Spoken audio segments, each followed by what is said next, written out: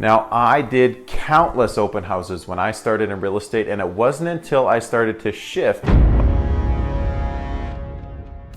my approach to open houses that things started to actually make sense for me and things started to fall into place for me. And again, this is exactly what I teach to the new agents on my team when they're getting out to do open houses for the first time and they are getting results consistently with this method. Number one, you need to be picky for which open houses you choose to host open house for. Agents will either host open houses for their listings just to try to keep the seller happy, or they will just host open house as a favor to another agent at any open house that that agent asks them to do. That won't necessarily help you if nobody's looking at that listing because it's overpriced and it's been on the market for a long time. You hosting open house isn't doing yourself any favors. You need to choose open house on listings that you know for sure are getting a lot of traction, are getting a lot of activity, and they are either fresh on the market and or just recently had a price adjustment, and there's a large buyer pool for that specific type of property. Otherwise, you might not get traffic at all. Number two, advertise the open house. And don't just push the button on the MLS that puts it on the one website that the MLS syndicates to for open houses. You should also maybe put about $80 into a Facebook ad in order to drive traffic to that open house.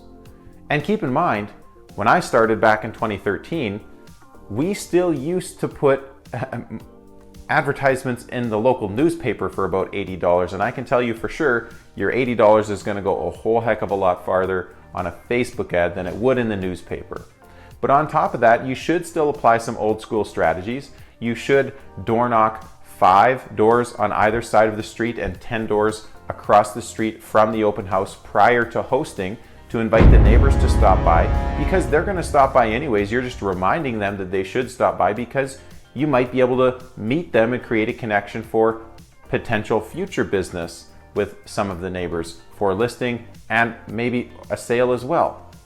On top of that, you should have at least 3 to 4 open house signs, but there's no reason why you can't have 10 or 12 open house signs. You might think that's a lot, and yes, it takes a little bit longer to set up 12, but if you actually put your name on 12 open house signs, you're doing a little bit of geographical farming, because now all of the people that drive by and see your signs, they see you and your name associated with real estate and inventory, so that even if you don't have inventory, you're getting a lot of really good name recognition in the community and in the area when you do it this way.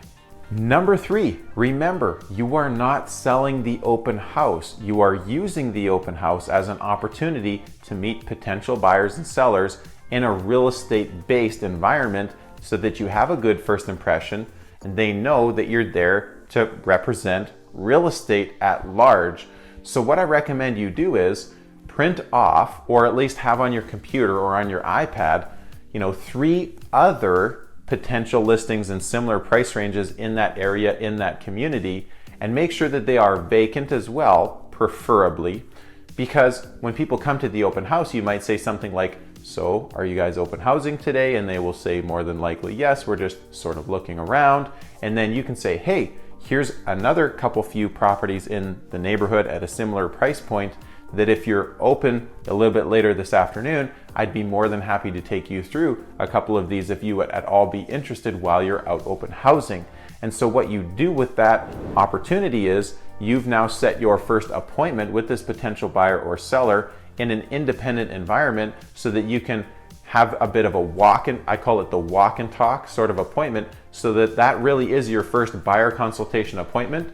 When you're at the open house, you're just qualifying that person, trying to see if there's rapport, build a connection so that potentially you can follow up and set an appointment later. But if you're there at the open house with a perfect opportunity, in hand to book an appointment, that's an absolute home run from your open house. I highly, highly recommend that you apply that piece. Number 4, host your open house for an hour and a half instead of hosting it for 3 hours. There's a number of reasons why. Number 1, if you have 10 people show up to your open house, but they show up in an hour-and-a-half window versus a 3-hour window, that means that your open house appears to be busier, and that also means that that gives you credibility, meaning that there's something valuable happening at this open house. There's a better synergy happening. And on top of that, that means you also have more time later to potentially host another open house. Now, if you have several people come, if you have 20, 30, 50 people come to your open house, what I recommend that you do is have a partner agent come with you, or better yet, have a mortgage broker come with you to the open house and have a sign-in sheet at the front so that when people come in, you collect their contact information at the door, they go and look about the house, so that now if you are talking to one person, you don't have a greater opportunity to talk to somebody else. You make sure that you greet everybody, say hello, and you meet everybody, but now you have ability to follow up with these people after the open house if it's really, really busy during the open house. And never let the tire kicker monopolize your time when some of the active potential qualified buyers walk through. You need to make sure that you don't spend too much time on any one person, because you never really know who that ideal buyer is until you have those conversations. So make sure that you do balance your time between every single person that shows up to your open house, in a perfect world, of course. Number 5, what if nobody shows up to my open house? You're gonna think this is kind of funny, because that sometimes is the best case scenario for a number of reasons. Number 1, if you've been absolutely slammed the entire week, that hour-and-a-half of peaceful time might be that oasis that you've been looking for, because you're so burned out or you're so busy in real estate that it's just nice to take a deep breath and relax. On the flip side, if you haven't been super busy and you're working on improving your discipline, going to open house might be that time spent in your business that you wouldn't have otherwise spent. And it's a great opportunity to spend an hour-and-a-half calling, texting, emailing your sphere of influence, your database, doing lead follow-up, doing paperwork that you didn't seem to have time to do during the week. There's a lot of productivity that you can do during the open house if nobody shows up. And hey, maybe you will be more productive in that dedicated time based on your activities if nobody shows up. If you have a small handful of people that show up that are really just tire kickers, then your time would have been more productively spent calling and following up with potential buyers and sellers. So keep that in mind. Final note on open houses: it is one of the greatest ways to build content for yourself throughout the week and to bank content throughout the week.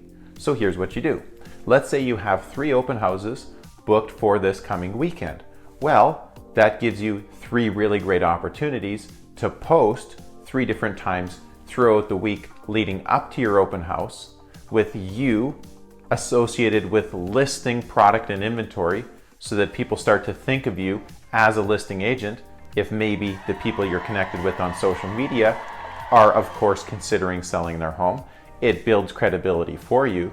But then as well, when you show up to the open house, it gives you a great opportunity to do a very cost-effective video virtual tour of the property, and you don't necessarily need to post it live right then and there. You can actually record it, 3 different videos from those 3 different open houses, so that throughout the week thereafter, you've banked another 3 posts throughout the week that you can post on your social media, in the news feed, or in the story. And if you're doing 3 open houses per weekend, that's essentially 6 posts throughout the week that you could have show up either in your story or in your news feed. So it's a really great way to leverage the activity that you're doing at open house to sort of broadcast it across all of your social media channels as well.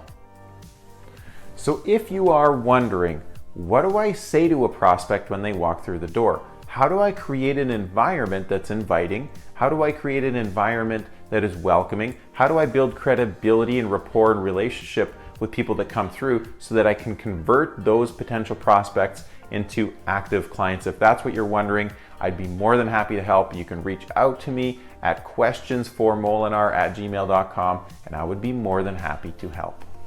And if you apply this to your business and you get good results, maybe you're looking for more. And if that's the case, Definitely feel free to check out all of the other videos here on my channel. And of course, don't forget to subscribe, like and comment on this video. And I look forward to seeing you on the next video.